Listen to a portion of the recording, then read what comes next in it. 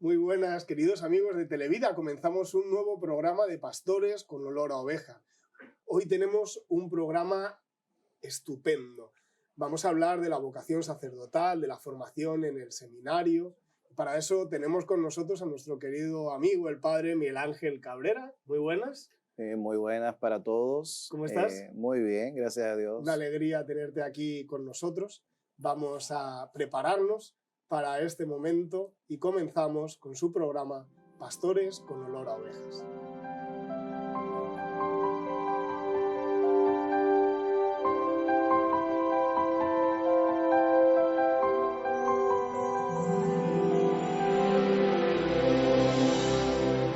Como cada domingo vamos a escuchar la palabra de Dios de hoy, vamos a escuchar el Evangelio que hoy la Iglesia nos regala en esta fiesta de los santos Pedro y Pablo. Vamos a escucharlo, Miguel Ángel. Lectura del Santo Evangelio según San Mateo. Gloria a ti, Señor. Cuando llegó Jesús a la región de Cesarea de Felipe, preguntó a los discípulos: ¿Quién dice la gente que es el Hijo del Hombre? Ellos contestaron: unos dicen que es Juan el Bautista, otros que es Elías, otros Jeremías o algún otro profeta. Él les dijo: ¿y ustedes, quién dicen que soy yo? Simón Pedro respondió: tú eres el Mesías, el Hijo de Dios vivo. Jesús le dijo: dichoso tú, Simón, hijo de Jonás, porque no te lo ha revelado nadie de carne y hueso, sino mi Padre del cielo. Pues yo te digo que tú eres Pedro, y sobre esta piedra construiré mi iglesia, y el imperio de la muerte no la vencerá. Y a ti te daré las llaves del reino de los cielos. Lo que ates en la tierra quedará atado en el cielo. Lo que desates en la tierra quedará desatado en el cielo.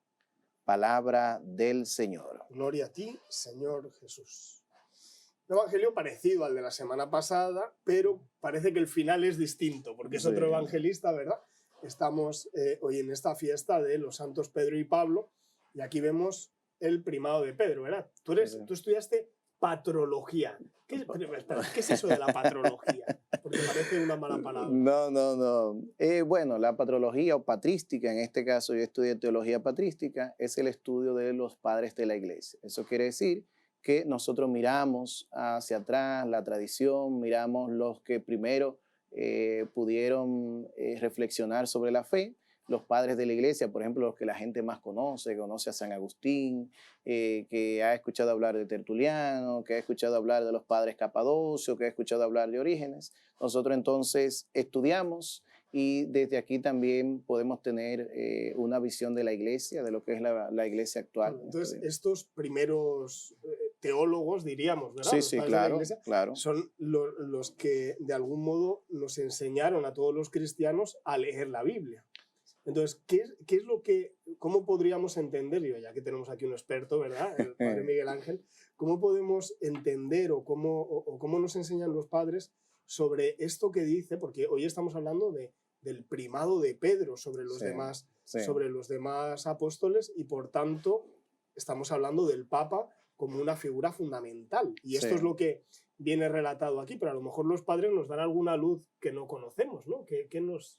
Bueno, la figura de Pedro siempre también estuvo muy ligada a Roma, pues la figura de Pedro se liga mucho a Roma, y Roma en la antigüedad era como la ciudad insigne de todos los cristianos, aunque existían otras ciudades como Alejandría, como Antioquía, donde también se vivía la fe de una manera muy particular, pero todos de alguna manera estaban remitidos a Roma y a la figura del Papa como tal. Por eso, cuando ellos tienen incluso algunos inconvenientes, lo primero que hacen es escribir a Roma.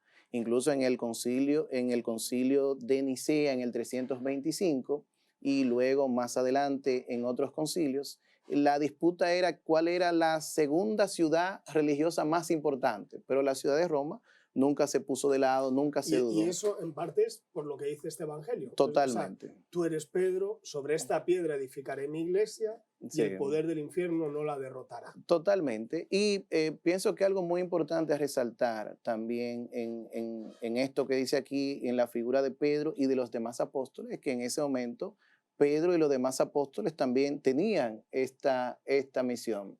Y ahora, pero ahora no se da lo mismo porque como los obispos son encargados de una diócesis particular, de una iglesia particular, de una iglesia local, muchos podrían pensar que los obispos son los apóstoles de aquel tiempo, pero obviamente que no. Pedro sí es el famoso primus inter pares, el primero entre sus hermanos, porque entre los apóstoles eran todos iguales. Ahora esta figura que representa a Pedro, que viene para nosotros los cristianos católicos occidentales, es la figura del Papa, pero esta figura es preponderante por encima de los obispos de las iglesias locales. O sea que de alguna manera este texto marcó mucho la antigüedad, marcó mucho la concepción que se tenía, marcó mucho la misma figura del papado que se mantuvo y se mantiene hasta ahora. Hoy, claro. Sí, sí, O sea, claro que sí. porque el Papa, y no lo olvidemos, es el sucesor de Pedro, no de Jesús. Sí, exacto. Porque Jesús está vivo y no necesita un sucesor. Exactamente. ¿No? Pero esto es importante porque a veces hay como una papolatría, ¿verdad? Sí. Digo, queremos muchísimo al Papa, pero hay como una exageración en ese sentido, como Sí. si fuera el Dalai Lama, una reencarnación de Jesús, pero no lo es para nada. Es el sucesor de Pedro como el primero entre todos los apóstoles. Exactamente, exactamente. Qué bueno. Pues mira, ya hemos aprendido algo. Vamos a hacer una pausa y continuamos con su programa Pastores con olor a ovejas.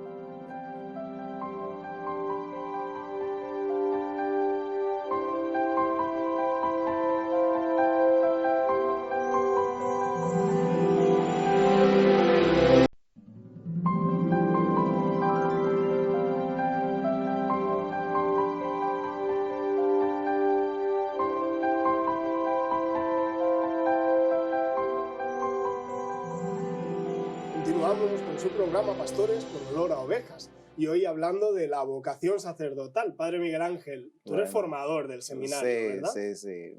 Me han atrapado ahí. Me han atrapado ahí. ¿De ordenado cuánto tiempo tienes? Tengo 9 años. 9 años. Sí, de esos 9 años estuve en el menor del 2018 al 2022.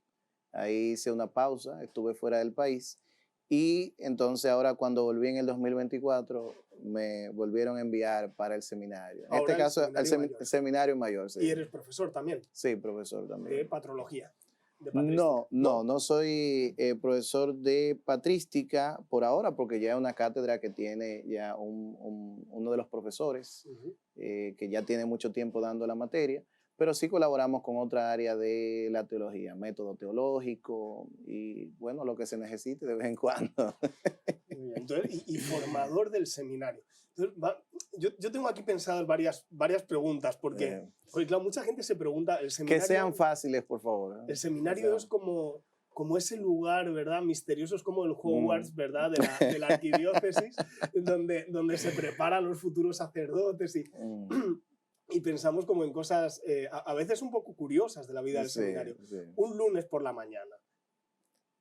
¿El seminario es distinto a cualquier familia? ¿O qué es lo que pasa en el seminario? Bueno, un lunes, por ejemplo se tiene la costumbre ya, uno se despierta, es uno de los días donde nos despertamos un poco más tarde, porque a las 6 de la mañana, normalmente los otros días es las 5:30, nos despertamos a las 6 de la mañana porque la misa es en la tarde. En la mañana, entonces, lo primero que se hace es, obviamente después que tú te preparas, que cada curso, allá en el seminario mayor se dividen por curso, entonces cada curso se reúne en un lugar especial, en una capilla especial, con su formador. Primero tienen la oración de la mañana, las laudes, y luego de esta entonces hay una formación espiritual. Esa formación espiritual varía de lunes en lunes. Por ejemplo, en una ocasión es una lección divina que se tiene, en otra ocasión se habla sobre la vida eclesial, en otra ocasión es algo sobre la vida pastoral. El hecho es que esta formación específica, especial, que tiene que ver con la vida espiritual, se trata de eso, de compartir esa experiencia de vida de fe. Y luego de eso, entonces, ya se pasa como a la vida más normal del seminario, que es ir al desayuno. Normalmente se tiene un tiempo de media hora para el desayuno, o dependiendo si el formador en este caso habló demasiado, nada más tienen 10 minutos para el desayuno. Nada más tienen 10 minutos para el desayuno y ya se empieza la vida, esa vida que normalmente todo el mundo ve cuando visita el seminario, que es las clases. Las clases empiezan a 8 de la mañana, terminan 12:30 del mediodía. Eso es más o menos una mañana. Comen, ¿no? Luego, sí, Normalmente, normalmente a diario, a sí, las sí. 12:30, 12:45, entonces ahí se tiene el almuerzo, ¿Y la ¿verdad? tarde qué hacen? Un En, seminarista. en la Yo tarde, supongo que estudiar, porque, bueno, o sí, espero que estudien, por lo menos mis alumnos estudian. eso es lo que hemos querido siempre que estudie. No, pero entonces que ahora me llega a la mente que a veces la gente le pregunta, desde que uno era seminarista, decía, ¿y ustedes ahí trancados todo el día, ustedes no se aburren? Y yo decía, mira, con todo lo que pasa en un seminario internamente, yo no creo que nadie se aburre. Al contrario, es una vía que se mantiene siempre en constante movimiento. Por ejemplo, en las tardes ya los cursos se dividen porque cada curso escoge un día en el que tiene que hacer trabajo en el patio, tiene que hacer limpieza interna, tiene que hacer deporte y así sucesivamente se van determinando los trabajos, las labores. Entonces, un curso, por ejemplo, el lunes en la tarde, un curso puede estar limpiando la casa, el edificio donde vive, y otro curso puede estar trabajando en el patio, chapeando, cargando, botando basura, y así otro curso, por ejemplo, puede estar en la cancha. O sea, que si alguien va al seminario en algún momento y ve que algunos están jugando y otros están limpiando, no pasa nada, ¿eh? No es que uno le dejan todo el trabajo a otro, sino que cada quien está haciendo lo que se supone que tiene que hacer ese día. Ya has dicho varias veces, si alguien va al seminario, es decir, que eso no es un convento de clausura, No, se totalmente. puede entrar Sí, ahí, sí, se puede están las entrar. puertas abiertas, ¿no? Están las puertas abiertas, se puede entrar. Claro, siempre y cuando ya hay Y una se entra para algo, para no en algo, o sea, general, ¿no? no Bueno, es yo un entré y zoológico. vine a ver, ¿y ustedes qué están haciendo ahora? No, no, pero cualquier persona que tenga que ir, que tenga que hacer algo, que tenga que pasar a visitar a alguien, lo puede hacer siempre y cuando eso no moleste como la vida interna que llevan los seminaristas. Y los seminaristas, claro, yo pienso, un joven, muchos entran desde el seminario menor, ¿verdad? Sí, Es sí. decir, desde niños han, han tenido como, han barruntado esa vocación Ujú. sacerdotal, de ahí pasan al seminario mayor, otros entran desde la universidad, Sí, como fue mi caso, ¿verdad? Tú entraste del menor, sí. yo entré desde yo estaba en la universidad y me fui al seminario. Claro, ahí confluye gente con distinta educación, cada uno es de su padre y de su madre, con distintos niveles Sí. educativos, y luego todo tiene que confluir en unas clases, en una educación. Eh, ¿Qué es lo que se enseña ahí en el seminario? O sea, ¿solo teología? Bueno, O qué? normalmente el proceso del seminario incluye lo que nosotros decimos 4 o 5 dimensiones principales. Eso es lo que la gente considera que dice, bueno, ustedes están estudiando Biblia, dice la gente, están estudiando Biblia. Eso es solamente una de las dimensiones, es la dimensión académica, pero está la dimensión más importante que es la dimensión humano-comunitaria. Esta dimensión, ¿de qué se trata? Trata de cómo el seminarista aprende y ejerce su ser humano con los demás, cómo ejerce su ser personal para con los otros, cómo aprende a vivir en comunidad, cómo incluso aprende a resolver conflictos, cómo se comporta en el comedor, cómo se comporta cuando tiene un juego, cuando está lleno de estrés. Eso es la formación, la dimensión humana comunitaria. Entonces, es la más importante porque de aquí depende todo. Siempre muchas personas, a veces yo le pongo la pregunta gancho y le digo, estas dimensiones, la humana, la espiritual, la académica, la pastoral, ¿cuál ustedes creen que es la más importante? La gente de la espiritual. No, porque ya sabemos que una espiritualidad, para ser una espiritualidad sana, tiene que estar basada en un pilar fundamental que es ese ser humano sano Claro, que que se además debe de construir lo sobrenatural, ¿verdad? Va sobre lo natural. O sea, sobre lo si natural. lo Sí. natural está agrietado, cuando llega lo sobrenatural, se Totalmente, derrama. Es totalmente. decir, Entonces, por hay ejemplo, que... esa es una dimensión, la Ujú, humana comunitaria. La otra dimensión es la dimensión espiritual, que ujú. tiene que ver con cómo nosotros vivimos los sacramentos, los sacramentales, cómo nosotros vivimos nuestra vida de fe. Que se supone que una persona que se siente llamado al sacerdocio tiene que dar muestras de una vivencia de fe. No es solamente que yo soy una persona buena, eso cualquier persona es buena, o sea, tiene que demostrar que tú estás identificado con ese llamado que Dios te ha hecho, que tú tienes amor por la Eucaristía, que tú tienes amor por los sacramentos, que tienes amor por la vivencia de lo que tú vas Y se les descubriendo. enseña a rezar en el seminario. sí, de enseñarlo, de vamos ahora, ¿cómo es que se reza? ¿Qué sucede? Para que un joven entre al seminario, y más, por ejemplo, si entra desde la universidad, en tu caso, se supone que ese joven ha debido de tener una vida de fe en su parroquia. Por lo tanto, no es que alguien se levantó esta mañana y dijo, yo quiero entrar al seminario, y va y dice, mire, yo vengo aquí para ser sacerdote, yo soy una persona espectacular, tengo esto, esto, esto, esto. Lo primero que nosotros vamos a preguntar es, ¿dónde tú haces vida de fe? Quiere decir que cuando alguien entra al seminario, y más si ya, ¿verdad?, tiene cierta edad o está viviendo, estudiando, trabajando, es que lo más normal para nosotros es que tenga un arraigo de vida eclesial. Y obviamente sí, todo ahí se va perfeccionando. Nosotros tenemos en ese ámbito un director espiritual. Hay un sacerdote como director espiritual que está tiempo completo en eso. O sea que cualquier duda que tenga un joven, un seminarista, puede dialogarla sin ningún problema con el director Y espiritual. todos los que entran al seminario acaban siendo sacerdotes. No, obviamente que no. A mí no, me río porque como tú eres sacerdote igual que yo y tú haces la pregunta desde como si no supiera. Eh, no, obviamente que no, porque es Yo un estudié en otro proceso seminario, yo estoy en en otro Madrid. país, porque es un proceso de discernimiento, un proceso de discernimiento y es un proceso largo. Pero es un proceso de discernimiento personal y también eclesial. Es Sí, decir, totalmente. porque la ordenación, y esto es importante, aunque uno sienta que Dios le llama, no significa que Dios le llame. Sí, Es decir, eso luego hay exactamente. que ponerle patas, porque la Exactamente. vocación no es un sentimiento. Exactamente. Entonces, decir, yo quiero ser sacerdote, qué bueno, pues vamos a empezar ese proceso. Sí. Es un proceso de formación, Ujú. de discernimiento, de ver a ver, pues, si uno pues, puede Sí. vivir esa vida sacerdotal, Sí, sí. porque el que no puede vivirla y le decimos, ah, sí, te ordenamos, le estamos amargando la vida a él y a sus feligreses. Sí, totalmente. Entonces, no es, diríamos, la ordenación no es un derecho. No, no. Y es muy importante que tú tocas ese punto, Rodrigo, porque a veces un joven inicia el proceso de discernimiento en el seminario, es un proceso largo, y se da cuenta a mitad de camino que no, que él pensaba que sí, que estaba llamado a ese camino, a ese estilo de vida, y no, se da cuenta a través del discernimiento que se le va brindando en el seminario que no es su camino.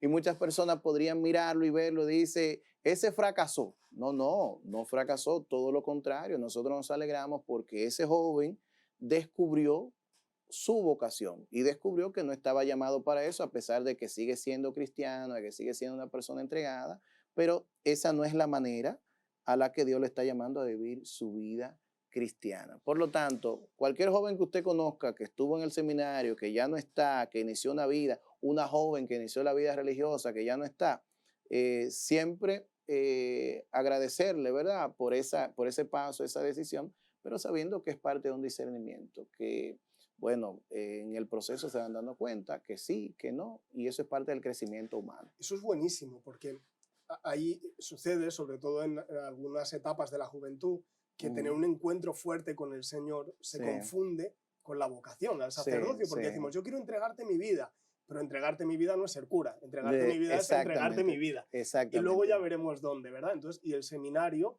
que de ahí viene el nombre de como semillero, ¿verdad? De vocaciones, a veces es un semillero para la vocación matrimonial o para la vida religiosa o para otras vocaciones. Qué bueno, vamos a hacer una pausa y continuamos con nuestro programa.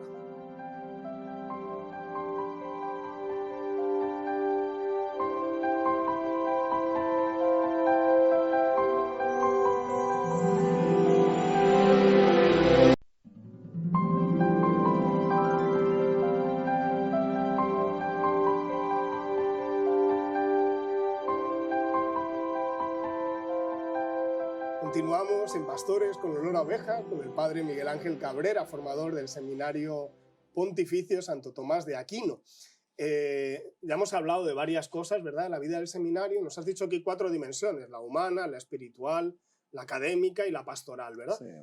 Esto de la vida académica, ¿tienen clases, hay profesores? ¿Cómo funciona lo de la vida académica en el en el seminario mayor? Bueno, se supone que tiene que haber muchas clases y muchos... Y buenas. Y buenas. Tiene que haber muchas clases. Yo lo siento. Sí, aquí tenemos un profesor de los buenos que tenemos allá en el seminario. Sí, la vida académica, obviamente, siempre se dice el sacerdote tiene que ser un hombre de la palabra, tiene que aprender a comunicar ideas, no solamente por algo personal de que yo sí sé decir o yo sí sé comunicar, sino porque se entiende que el sacerdote es un líder comunitario, que tiene que ayudar, que tiene que guiar a otros. Y por eso el seminario se preocupa mucho por ese ámbito cultural de conocimiento académico. Normalmente se divide una parte de filosofía, otra parte de estudios teológicos. Primero va la filosofía, después va la teología. En este caso, aquí en el seminario de la República Dominicana, normalmente son 4 años de filosofía y son 4 años de teología. En todos estos años se busca que el candidato profundice en los conocimientos culturales y muchas cosas más que se van agregando. Y se busca también que esos profesores puedan transmitir a través de sus clases eso que los seminaristas tienen que seguir conociendo, tienen que seguir profundizando. Ok, pero ¿qué materias se dan? Porque yo veo al sacerdote, o sea, se da materia de liturgia, de cómo hacer la genuflexión, cómo usar el incensario, se enseña a hablar para la homilía, se enseña, o sea, ¿qué es lo que se enseña? O sea, ¿qué es lo que aprenden? Porque claro, yo veo Harry Potter y veo que ahí aprenden pociones, encantamientos, no sé qué, pero en este Hogwarts que hemos dicho que es el seminario, ¿qué es lo que se aprende? No, la primera parte en el seminario mayor, esa primera parte tiene que ver con la filosofía. Aquí el candidato tiene que aprender lo básico de la cultura y un poco más. ¿Qué quiere decir? Que el candidato estudia literatura, estudia algunas materias de psicología, estudia la filosofía, filosofía antigua, filosofía medieval, moderna, contemporánea. Hasta del arte. Aquí tenemos el profesor tendría que él que decirnos cómo los estudiantes... No hemos venido a hablar de mí, sino del seminario. Y luego de esa parte que viene siendo como esa base que se da, esa base cultural filosófica, entonces viene la teológica, que se supone que esto complementa esto. Okay. La teología se comprende más, es más suave, es más llevadera cuando ya tú tienes una buena base filosófica. Entonces, en la teología, ¿qué se estudia? Bueno, se estudia Biblia, Antiguo, Nuevo Testamento, los libros se estudian por bloques, el Pentateuco, los libros históricos, los libros proféticos, los evangelios sinópticos, los evangelios, el evangelio de Juan o la comunidad joánica, las cartas de Pablo, todo eso son bloques que se constituyen en materia. Se estudia también liturgia, que introducción a la liturgia, que los sacramentos, que teología de los sacramentos, se estudia pastoral especial, se estudia la moral también, moral especial 1, moral especial 2, moral fundamental.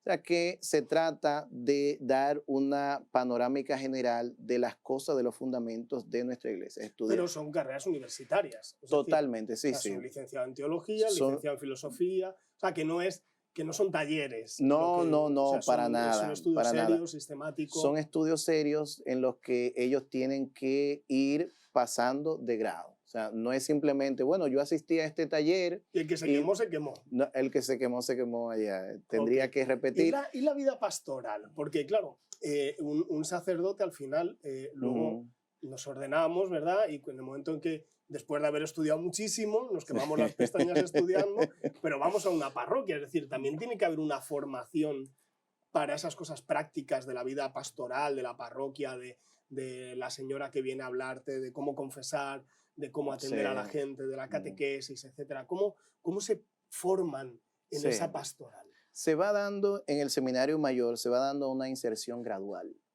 Quiere decir que un candidato que ha iniciado en primero de filosofía, cuando llega a cuarto de teología, que han pasado 8 años, debe de tener una visión general del servicio en la iglesia. Y para eso se van brindando diferentes experiencias. Por ejemplo, primero de filosofía, debe de hacer una inserción en el conocimiento religioso y cultural de nuestro país, que algunos le llaman esa pastoral turística, algunos le dicen, pero aquí el candidato aprende cómo se vive la fe y cómo se relaciona la fe con la cultura de nuestro propio país, incluso también cosas que vienen de otras culturas, vienen de fuera. Entonces, eso es muy importante para el candidato. Por ejemplo, cuando pasa de Eso es ese curso... fundamental. Tú sabes que, por ejemplo, cuando se envían misioneros a otros lugares, Ujú, es importante que antes de enviar al misionero al lugar, conozca la cultura de ese lugar. sí, Es decir, por ejemplo, cuando yo me vine para acá como misionero, ¿verdad? sí, Antes, bueno, en mi caso yo ya había venido, estuve 11 años viniendo, ¿verdad? Un mes al año, ujú, preparando un poco eso, es decir, conociendo la cultura, conociendo el país, conociendo mm, el modus vivendi, diríamos, de la gente, para poder dar una respuesta concreta a lo que la gente sí, necesitaba. No sí, se trata de decir, no, yo soy aquí el padre y sí, alábame, ¿no? No, es, es sí, muy, sí, muy importante esta sí, parte. sí, porque sí, ¿Y qué más? ¿Y qué más de cosa pastoral se hace? por ejemplo, cuando avanza en el curso siguiente, segundo de filosofía, es la inserción en la parte de la salud. En los seminaristas hay una colaboración con el Hospital Padre Villini, donde los seminaristas cada cierto tiempo van Ujú, y hacen la visita a los enfermos. Luego se pasa de ahí el conocimiento de los movimientos apostólicos, esa vida activa de la iglesia, donde ujú. empiezan a conocer que el cursillo de cristiandad, que por ejemplo escoge, que pandilla, pandilla juvenil, que los diversos grupos de predicación, de evangelización. Luego se pasa entonces a pastoral penitenciaria y ellos hacen experiencia de ir a las cárceles de nuestro país. Luego ya en teología, ya la parte un poco más eclesial, catequética, administración pastoral, administración parroquial, dependiendo del curso, del nivel donde estén. Ujú. Bueno, pues ya ustedes ven, tenemos una formación muy completa, es decir, en Sí, esos 8 años del seminario sí, mayor sí. hay un crecimiento humano, Ujú, afectivo también, sí, porque por supuesto supongo que hay un acompañamiento psicológico sí, y en todo ese, porque es muy importante también tener una afectividad ordenada y unas emociones ordenadas, ¿verdad? Para el sacerdocio. Hay una formación humana, una formación académica seria, sí, hay una formación pastoral, una formación sí, espiritual también, sí. donde todos los días, porque el que no reza no sirve para ser Mm. cura, no sirve no sirve para nada, pero si no rezamos. Y luego, una última pregunta antes ya de terminar. Tengo miedo, dice. No, no tengas miedo, dice la Biblia. Eh, ¿Qué tipo de sacerdote tú sueñas conformar en el seminario? Porque claro, no es lo mismo las necesidades diríamos, del estilo sacerdotal que tenemos hoy en 2025 en esta sociedad nuestra que la que había hace 100 años, ¿verdad? Sí. ¿Qué tipo tú que eres formador, hacia dónde apuntas cuando formas a estos muchachos? Yo entiendo que tiene que ser un sacerdote que sepa leer los signos de los tiempos a la luz de la persona de Jesucristo. Esa frase es muy bonita, pero no sé lo que significa. Un sacerdote que sepa leer los signos de los tiempos, que sepa insertarse en la sociedad que le toque vivir, sea en el 2025, 2030, 2035, que sepa dialogar con esa cultura, pero que lo haga no simplemente con un simple hablar, dialogar, con un simple saber, sino que lo haga inspirado en los valores de Jesucristo, en los valores que también nosotros vamos aprendiendo, que son esos valores evangélicos que vienen a ser el fundamento de todo. Entonces, ¿en qué nosotros pensamos? Precisamente en eso, porque nosotros no podemos darle todas las respuestas a estos jóvenes. Porque no Nosotros las tienen tampoco. tampoco la tenemos, ¿verdad? Y si fuera que 2 más 2 son 4, bueno, eso lo aprende Claro. cualquiera. Pero el hecho de que ellos puedan tener esa capacidad de discernimiento y decir, bueno, en este tiempo que está viviendo la iglesia, yo como sacerdote, yo como consagrado, yo como seminarista, debo de dialogar de esta manera. Yo pienso que siempre teniendo la persona de Jesucristo, esa convivencia con la persona de Jesucristo, esa relación con la persona de Jesucristo y desde ahí también saber dialogar con el mundo sin nosotros ceder nuestras cosas fundamentales, pero tampoco negar lo bueno que hay en el mundo y en la cultura. Yo creo que tienes que volver otro día, porque se me han quedado muchas cosas en el tintero. ¿Qué papel ocupa la familia? Todo esto que es muy importante, la familia. Bueno. Pero... Pues no me asuste entonces, ¿eh? No. Tiene que decirme, la pregunta va a ser fácil. No te he hecho ninguna difícil. Muy bien. No llores. Vamos a hacer una pausa y continuamos con nuestro programa Pastores con olor a ovejas.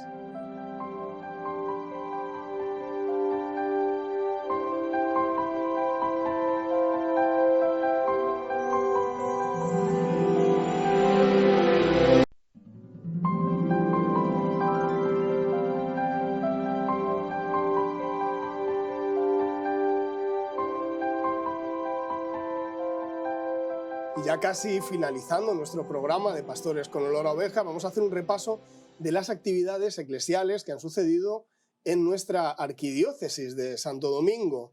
Miguel Ángel, 17 de junio, ¿qué pasó ese día?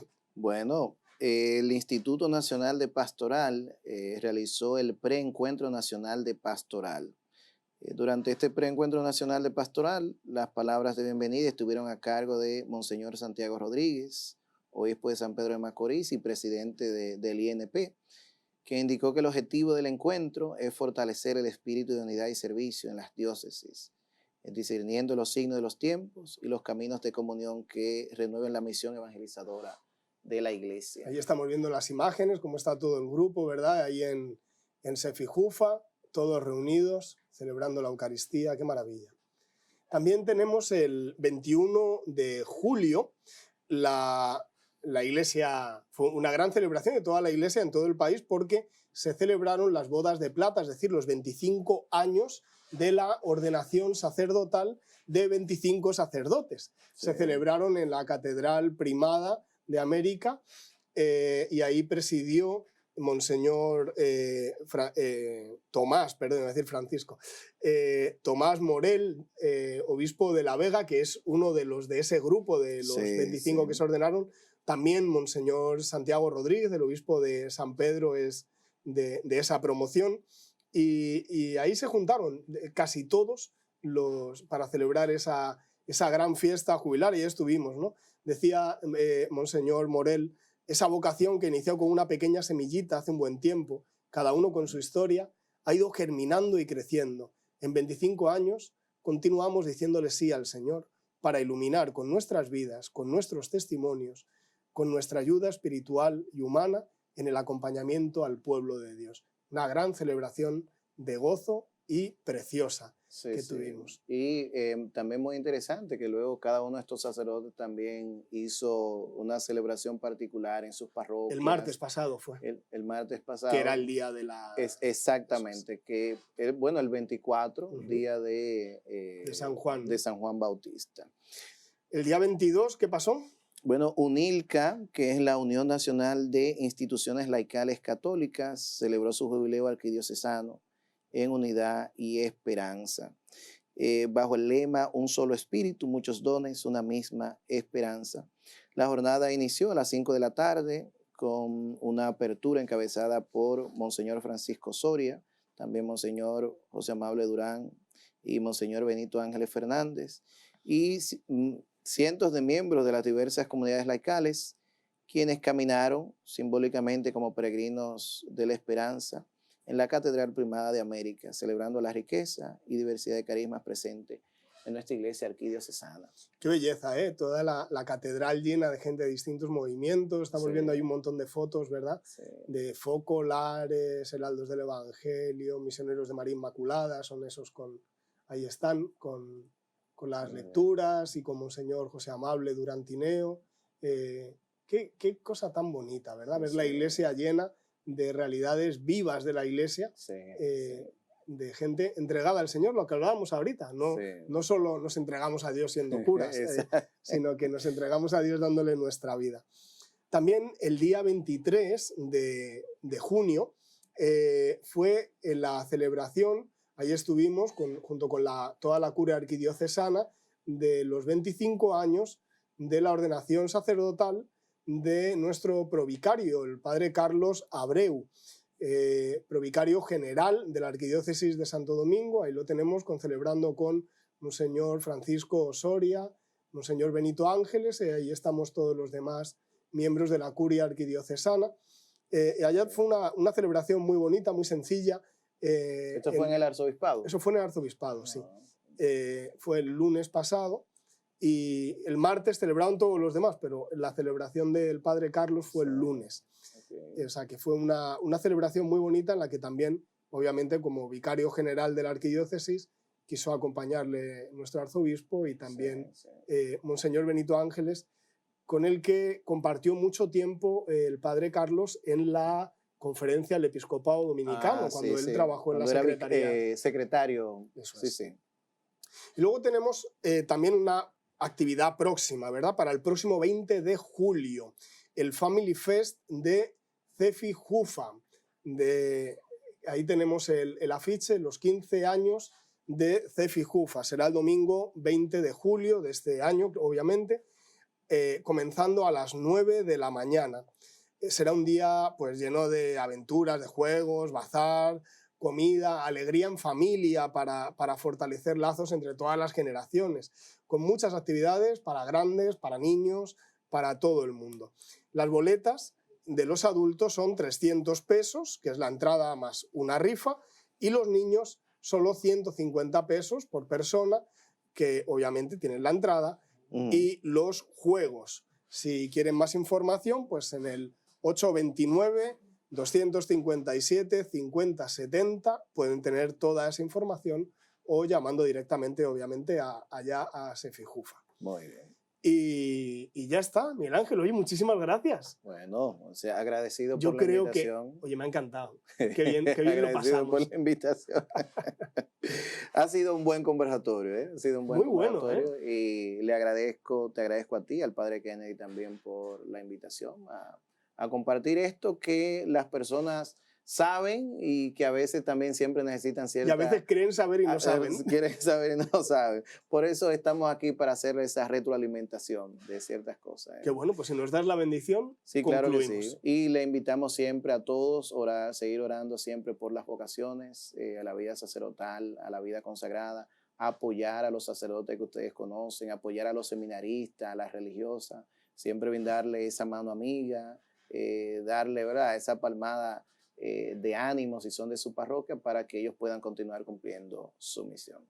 El Señor esté con ustedes. Con tu espíritu. La bendición de Dios Todopoderoso, Padre, Hijo y Espíritu Santo, descienda sobre ustedes y permanezca para siempre. Amén. Podemos seguir en la paz del Señor. Muchísimas gracias, Miguel Ángel. Muchas gracias a todos por su sintonía y nos vemos la próxima semana en Pastores con olor a ovejas, pero mientras en Televida sigue habiendo mucha programación, así que no desconecten.